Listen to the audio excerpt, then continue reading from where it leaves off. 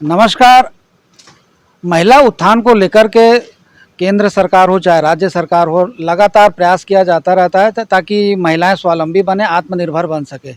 इसमें तो कई चीज़ें, कई बार ये भी देखा गया कि महिला उत्थान को लेकर किए जा रहे कार्य कई बार तो धरातल पे नज़र आते हैं, और कई कुछ कार्य ऐसे हैं जिनसे महिलाओं की दिलचस्पी होने के बावजूद भी वो कार्य फाइलों में ही सिमट कर रह जाते हैं। इसका ताज़ा तरीन उदाहरण है भिलाई के पावर हाउस में बना सी मार्केट और मदर्स मार्केट, जो महिला उत्थान को लेकर के खोला गया था, लेकिन अभी उसकी दुर्गति हो गई है। अभी वो शराबियों का, जुआरियों का अड्डा बन चुका है। महिलाएं कुछ समय तक, महिला स्व सहायता समूह की महिलाएं कुछ समय तक जुड़ी जरूर थी, उस जगह से काफ़ी अच्छा लाभ भी अर्जित कर रही थी, लेकिन चूंकि किसी की लापरवाही से वो पूरी तरह से बंद हो चुका है। आज हमारे साथ मौजूद है उड़ान नई दिशा संस्था की अध्यक्ष निधि चंद्राकर जी, जिनके लगातार प्रयासों से, और उनके साथ हमारे साथ मौजूद हैं उपाध्यक्ष दीपाली मिश्रा जी। इन दोनों के प्रयासों से आज कई महिलाएं आत्मनिर्भर बन चुकी है। पिछले 5 सालों में, चूंकि इनका जैसा कहना है पिछले 5 सालों से इनकी संस्था जो है रजिस्टर्ड है, इसके पूर्व से इनके द्वारा लगातार महिला उत्थान को लेकर के अब भिलाई ही नहीं अपितु पूरे छत्तीसगढ़ में कार्य किया जा रहा था, ताकि महिलाएं स्वावलंबी बने, रोजगार से जुड़ सके।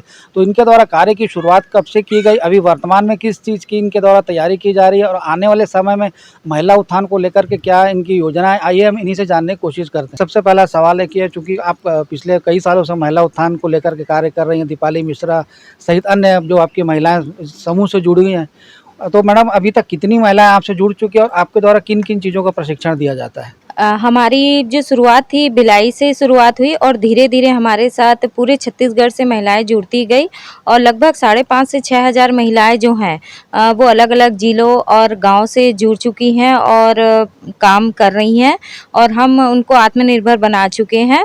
और प्रशिक्षण की बात है तो प्रशिक्षण हम जो महिलाएं हमारे पास में आती है तो उनका जो इंटरेस्ट है वो देख कर देते हैं कि उसके में इंटरेस्ट क्या है और खूबी क्या है, क्योंकि कोई भी काम अगर इंटरेस्ट हो तभी वो सफल हो पाता है। अगर हम ज़बरदस्ती थोपे तो वो काम सफल नहीं हो पाता है।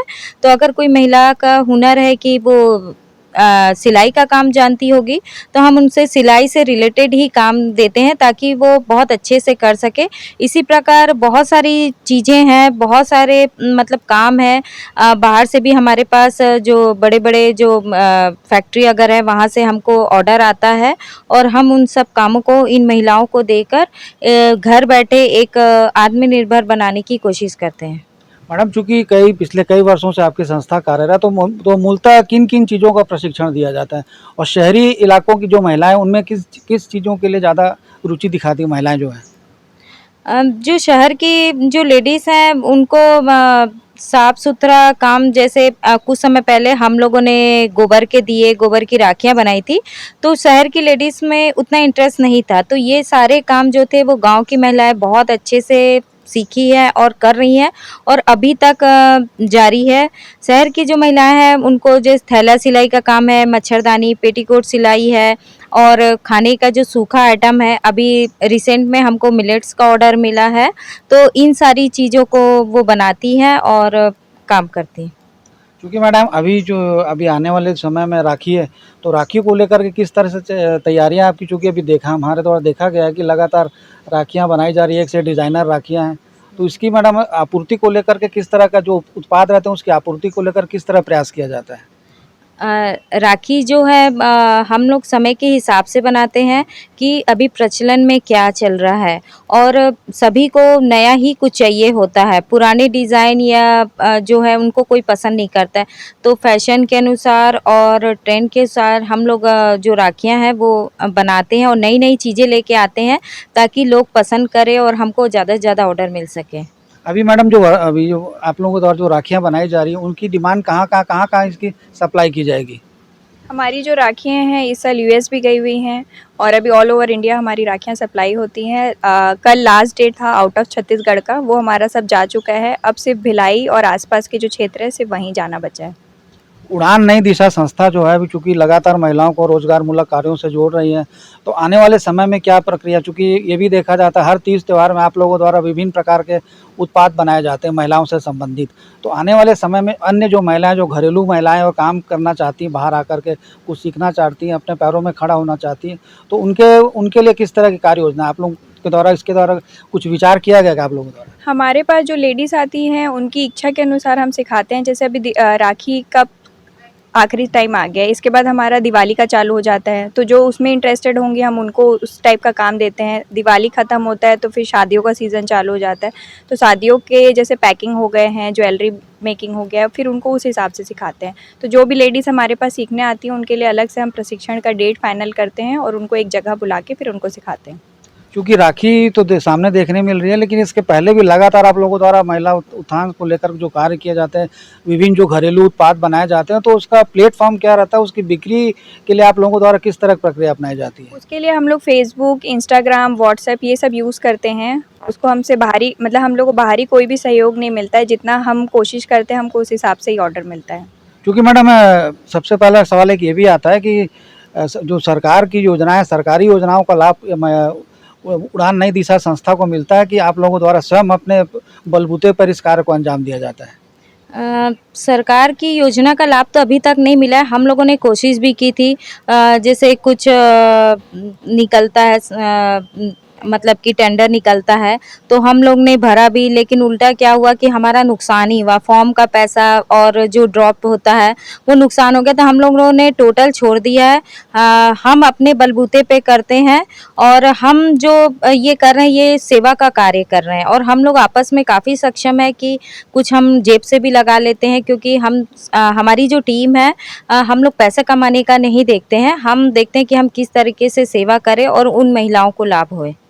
मैडम, जो घरेलू महिलाएं आना चाहती है, आप लोगों से जुड़ना चाहती है, उनके द्वारा जो आप तक नहीं पहुंच पा रही किन्हीं कारणों से, तो उन महिलाओं को आप तक पहुंचाने के लिए किस तरह का उपयोग किया जा सकता है? कोई जरिया है क्या?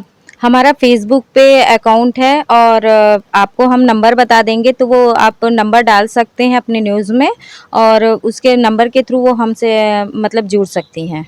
यहाँ ये भी देखने को मिल रहा है मैडम, चूंकि जो उत्पाद यहाँ बनाए जाते हैं, जगह नहीं है आप लोगों के पास। एक जगह को लेकर के आप लोगों द्वारा किसी जनप्रतिनिधि या नगर निगम हो, चाहे बीएसपी के प्रशासन हो, किसी से किसी तरह की कोई चर्चा नहीं हुई क्या मैडम आज तक?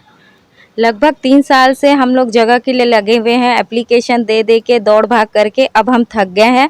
जैसे कि आप देख रहे हैं, ये मेरी उपाध्यक्ष दीपाली मिश्रा, इनका घर है और साइड से ही अपने खर्चे से ही शेड बनाई है और महिलाओं को काम दे रही है राखी का, क्योंकि ये खुद काफ़ी इन चीज़ों को, राखी दिवाली के चीज़ें हैं इनको आता है, तो ये अपना जो हुनर है वो उन महिलाओं को सिखा रही है और उनको मतलब काम दिलाने का काम करी। इसी प्रकार हमारे पास सिलाई से जो संबंधित है, तो और खाने की चीज़ें, तो अलग-अलग जो लेडीज़ है वो इस डिपार्ट को संभाल रही है और अपने घर से ही मतलब साइड में रूम दे के इस टाइप का हम लोग काम कर रहे हैं। हमको अभी तक कोई ऐसा छत या ऐसा रूम नहीं मिला है कि हम सबको एक साथ रखें। प्रयास किया गया? बहुत ज़्यादा कर लिए हैं सर, हम नाम नहीं लेंगे, लेकिन बहुत ज़्यादा कर लिए हैं और अब हम थक गए हैं। तो दीपाली जी, अंतिम सवाल है, महिलाओं को आप क्या संदेश देना चाहती हैं जो काम करना चाहती हैं, उन्हें प्लेटफॉर्म नहीं मिल पा रहा है? मैं महिलाओं को यही संदेश देना चाहती हूँ कि सारी महिला आपस में ही इतनी मजबूत हैं कि वो कोई भी काम चालू कर सकती है, बस आत्मनिर्भर बनने के लिए प्रयास की ज़रूरत है। ये थी हमारे साथ उड़ान नई दिशा संस्था की अध्यक्ष निधि चंद्राकर जी और दीपाली मिश्रा उपाध्यक्ष, जिन्होंने महिला उत्थान को लेकर के अब तक के जो इनके द्वारा कार्य किया जा रहा है उसकी विस्तार से जानकारी दी। यहाँ पे ये बताना बहुत ही लाजमी है कि बहुत बड़ी दुर्भाग्यजनक बात है, चूँकि इन महिलाओं को जो अपने बलबूते पर स्वयं के खर्चे से, चूँकि इन्हें शासकीय किसी प्रकार का कोई अनुदान प्राप्त नहीं होता है, उसके बावजूद भी इन महिलाओं ने हिम्मत नहीं हारी, स्वयं दूसरी महिलाओं को रोजगार से जोड़ने, उन्हें स्वावलंबी बनाने लगातार इनके द्वारा प्रयास किया जाता रहा है। लेकिन जो कोई हर जनप्रतिनिधि हो, चाहे अधिकारी हो, किसी भी विभाग से जुड़ा महिलाओं द्वारा, चूँकि अभी निधि जी द्वारा स्वयं बताया गया है कि इनके द्वारा लगातार प्रयास किया गया, लेकिन किसी तरह की कोई शासकीय अनुदान अब तक इस संस्था को नहीं मिल चुका है।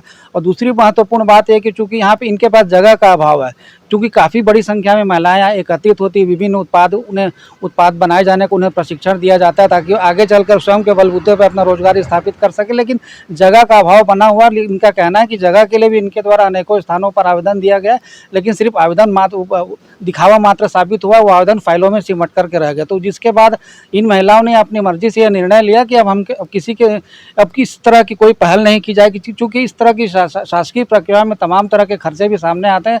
सब तरह की प्रक्रिया अपनाने के बाद भी, टेंडर में शामिल होने के बाद भी इनका कहीं किसी तरह की इनकी समस्या का निवारण नहीं हो सका। लेकिन इसके बाद भी ये देखने को मिला, चूँकि ऐसा कई बार ये भी देखा गया है कि जो महिलाएं होती है वो निराश होकर के घर बैठ जाती। लेकिन दीपाली जी ने हिम्मत नहीं हारी, महिलाओं को लगातार जोड़ते चली गई।